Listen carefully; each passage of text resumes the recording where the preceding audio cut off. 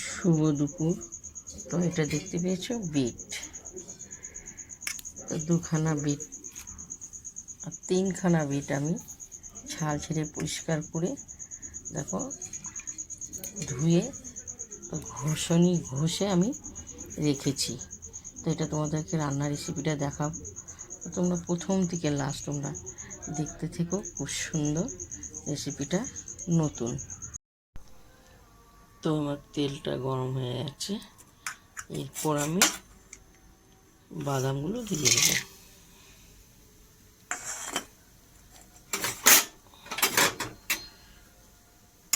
বাদামটাকে লাল লাল করে ভাজবো।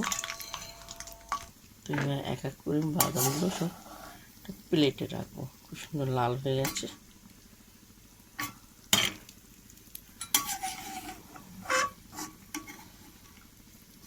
সব তুলবো ছেঁকে।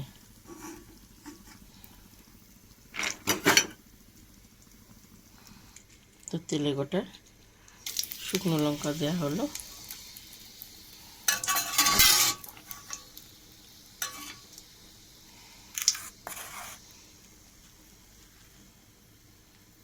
এরপর আমি বিটগুলো দিয়ে ভাজা করবো। খুব সুন্দর লাগবে খেতে গরম হতে।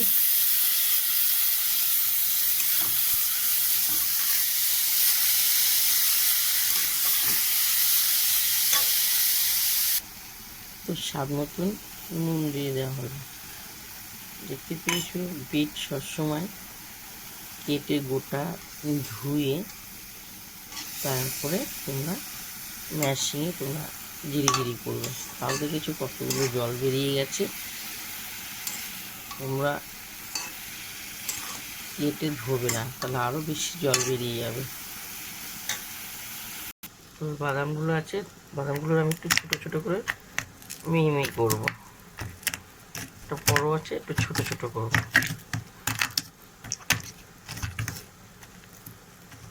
সঙ্গে একটু পোস্ত হলে আরও সুন্দর হতো। পোস্ত তোমরা থাকলে দিও, কিন্তু আমার এই মুহূর্তে পোস্ত নেই। তো দেখো স্বাদ মতন চিনি দেওয়া হলো। তো হলুদ দেওয়া হলো না, হলুদটা দিলাম না, কারণ এটা খুবই লাল লাল শাক যেরকম ভাজে তেমনি হবে, এটা খেতে খুব সুন্দর। তো দেখো ভাত ফুটছে আমার। তো 4টে কাঁচা লঙ্কা দেওয়া হলো। তো যারা ঝাল পছন্দ করো তারা দিও, আর যারা না করো শুকনো লঙ্কাতে হয়ে যাবে। তো আমি 4টে দিয়ে দিলাম পরিমাণে। দেখো খুব সুন্দর।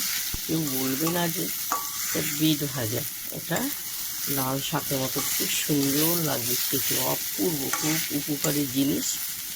এভাবে তোমরা খেয়ে।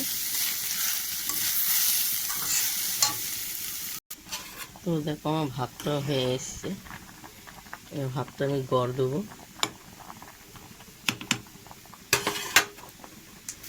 তো যে বাদামগুলো আমি ভেজে রেখে দিয়েছি সেই বাদামগুলো সব দিয়ে দেওয়া হলো।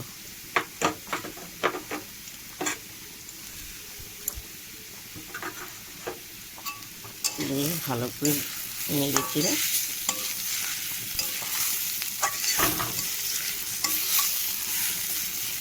আর একটু ভাজা ভাজা হবে। প্রথম থেকে লাস্ট তোমাদেরকে বিট ভাজাটা দেখানো হলো। তো তোমাদেরকে এই বিট ভাজাটা দেখে যদি তোমাদের ভালো লাগে আমাকে লাইক দিও, শেয়ার করো, কমেন্ট করে জানাবে। দেখতে পেয়েছো খুব গরম, কোনো ধোঁয়া উঠছে। তো কেউ বলবে না যে এটা বিট ভাজা।